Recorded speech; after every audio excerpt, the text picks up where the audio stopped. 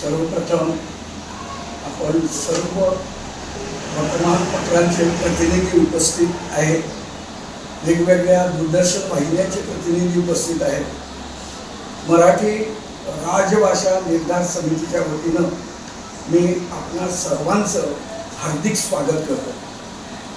माझ्याबरोबर आज व्यासपीठावर मराठी प्रस्थापन समितीचे अध्यक्ष, ज्येष्ठ मराठी प्रेमी आणि मराठी राजभाषा निर्धार समितीचे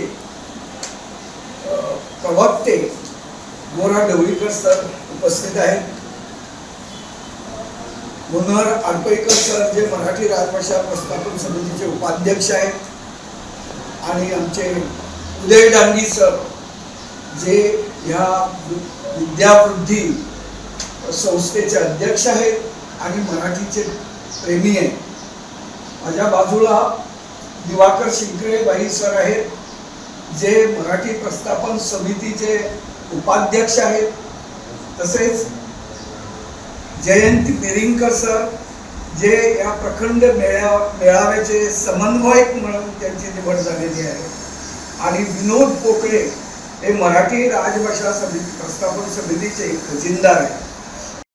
4 वाजता गोपाळ गणपती देवस्थान फार्मागुडी इथे होणार आहे, आणि फोंडा हे मध्यवर्ती ठिकाण असल्या कारणाने हा प्रखंड मेळावा प्रचंड मेळाव्यात त्याचं हे करावं अशी आमची सर्वांची इच्छा आहे.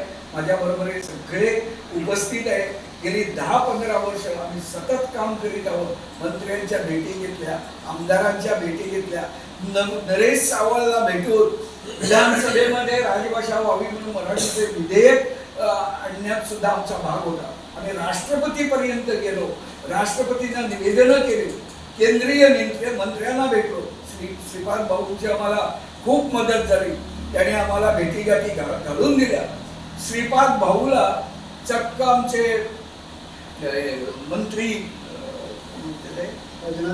राजनाथ सिंहांना जेव्हा आम्ही भेटलो आणि जेव्हा त्यांना परिस्थितीची जाणीव करून दिली, 9 मराठी वृत्तपत्र इथं चालतात, हे सगळं त्यांना दाखवलं. सगळे आमच्याकडे जी म्हणून काही मराठीसाठी पुराकशी जी वृत्तपत्रे कागदपत्रे होती ती त्यांना दाखवली, ती त्याने पाहिली.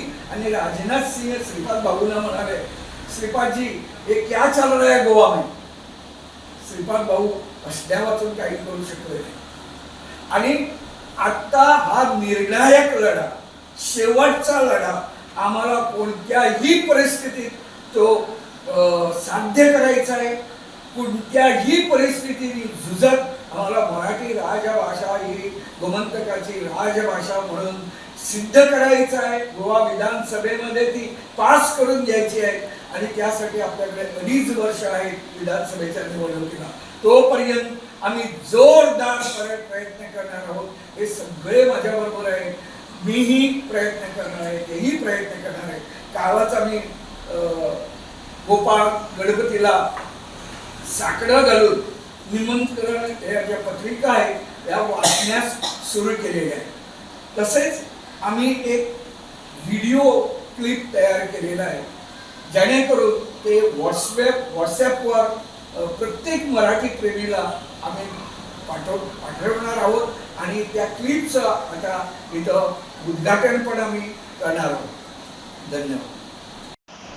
एक सगळ्यात यामध्ये असलेला भाग म्हणून असं म्हणता येईल की हा जो मेळावा होऊन घातलेला आहे फर्मागुडी इथं, तो उपस्थितीच्या दृष्टीने आणि गोव्याच्या इतर भागामध्ये संदेश देण्याच्या दृष्टीने हा मोठ्या प्रमाणात यशस्वी व्हावा यासाठी आम्ही सगळे कार्यरत आहोत. आणि कसलीच आम्ही कसूर सोडलेली नाही, आणि मला अपेक्षा आहे तो निश्चित यशस्वी होईल. इथं दिलेला आहे त्याचा मान यथोचित मान होत नाही, आणि तो होण्यासाठी हा निर्धार मेळावा आहे. मराठी आपल्या पुढच्या पिढीपर्यंत ती पोचली पाहिजे, आणि हे संत वाङ्मय म्हणा किंवा मराठीत जे ग्रंथ आहेत ते पुढच्या पिढीला वाचता आले पाहिजे, त्याचा अर्थ समजला पाहिजे. यासाठी मराठीची नितांत गरज गोव्यात आहे.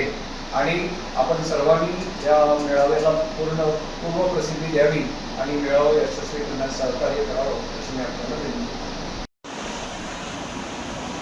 गोव्याची राजभाषा कोकणी झालेली आहे आणि तिला आमचा विरोध नाही आहे व ती काढून टाकावी असं आम्ही कोणीच म्हणत नाही आहोत. ती आहेच, त्यामुळे दोन्ही भाषा आम्ही आमच्यात मानतो, कोकणी आणि मराठी. हा विरोध कुठे तसा नाही आहे, परंतु मराठीवर जो अन्याय झालेला आहे त्याची मात्र दखल घ्यावी लागते आम्हाला आणि तो कसा झालेला आहे हे सांगावं लागतं. तेव्हा कुणी हा गैरसमज करून घेऊ नये.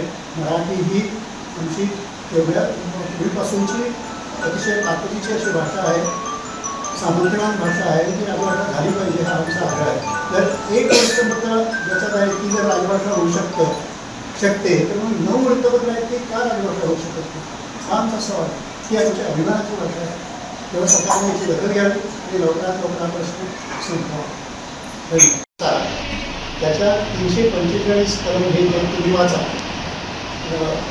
घटना तुम्हाला इथं लायब्ररीमध्ये मिळू शकेल. त्या 345 कलमामध्ये काय सांगितलं आहे की the legislature of A state म्हणजे इथली assembly may adopt by law anyone or more languages in use in the state for official purposes. म्हणजे अधिकृत कामकाजाकरता जी भाषा किंवा ज्या भाषा त्या राज्यात वापरल्या जातात ती भाषा राजभाषा होऊ शकते, एक किंवा जास्त. तेव्हा ते जे म्हणतात ना की गोवा द्विभाषिक करायचं आहे का, किती भाषिक होऊ शकतं? 3-4 भाषा. 3-4 भाषा. सिक्कीममध्ये 4 भाषा आहेत, दिल्लीमध्ये 4 भाषा आहेत, हरियाणामध्ये 2 भाषा आहेत, आपलं तुमचं छत्तीसगडमध्ये 2 भाषा आहेत, तेलंगणामध्ये 2 भाषा आहेत. आता महाराष्ट्रात 3 केल्या ना, महाराष्ट्रात संस्कृत पण त्यांनी याचे डॉक्युमेंट्स माझ्याकडे आहेत. मी डॉक्युमेंटवर कुठेही बोलत नाही. तेव्हा अधिक भाषा होऊ शकतात आणि सामंजस्यानं झालेली आहे इतर राज्यात. कुठलाही दंगा नाही, आंदोलन नाही, लोकांची मागणी नाही. इथं मात्र गोव्यात मात्र हा विरोध चालतो. हे चुकीचं आहे. म्हणजे गोव्याच्या सभ्यतेला शोभणार नाही असं नाही. तुम्ही मिळवलं आम्हाला तुम्ही देऊ नये असं म्हणता, हे कसं कुठल्या त्याच्यात बसतं, नैतिकतेमध्ये बसतं.